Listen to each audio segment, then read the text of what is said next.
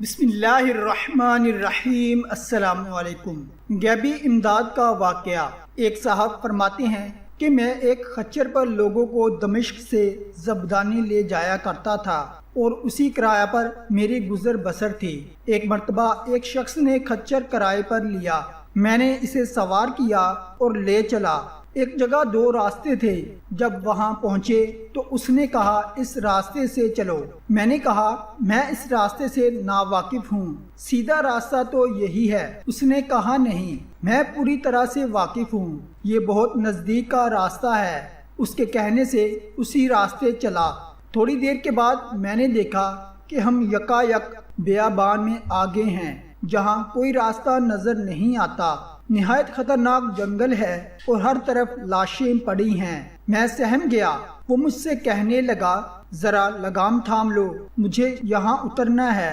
میں نے لگام تھام لی اور وہ اترا اور اپنے کپڑے ٹھیک کر کے چھری نکال کر مجھ پر حملہ کیا۔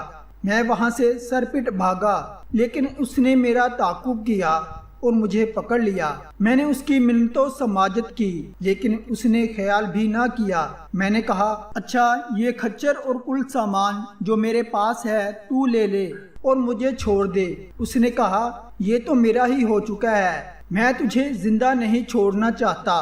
میں نے اسے اللہ کا خوف دلایا، آخرت کے عذابوں کا ذکر کیا، لیکن اس چیز نے بھی اس پر کوئی اثر نہ کیا اور وہ میرے قتل پر تلا رہا۔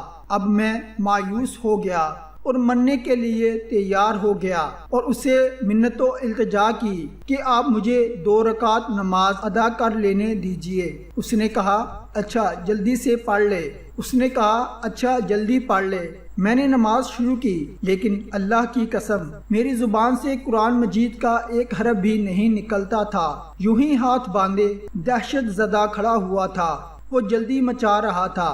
اسی وقت اتفاق سے یہ آیت جس کا ترجمہ اللہ ہی ہے جو بے قرار کی بے قراری کے وقت دعا کو سنتا ہے اور قبول فرماتا ہے اور بے بسی، بے کسی، سختی اور مصیبت کو دور کر دیتا ہے، پس اس آیت کا زبان سے جاری ہونا تھا۔ جو میں نے دیکھا کہ بیچوں بیچ جنگل میں سے ایک گھڑ سوار تیزی سے اپنا گھوڑا بگائے نیزہ تانی ہماری طرف چلا آ رہا ہے اور بغیر کچھ کہے ڈاکو کے پیٹ میں اس نے اپنا نیزہ گھسیڑ دیا جو اس کے جگر کے آر پار ہو گیا۔ وہ اسی وقت بے جان ہو کر گر پڑا۔ سوار نے باغ موڑی اور جانا چاہا، لیکن میں اس کے قدموں سے لپٹ گیا اور کہنے لگا اللہ کے لیے یہ تو بتاؤ تم کون ہو؟ اس نے کہا میں اس کا بھیجا ہوا ہوں جو مجبوروں، بے کسوں اور بے بسوں کی دعا قبول فرماتا ہے اور مصیبت و آفت کو ٹال دیتا ہے۔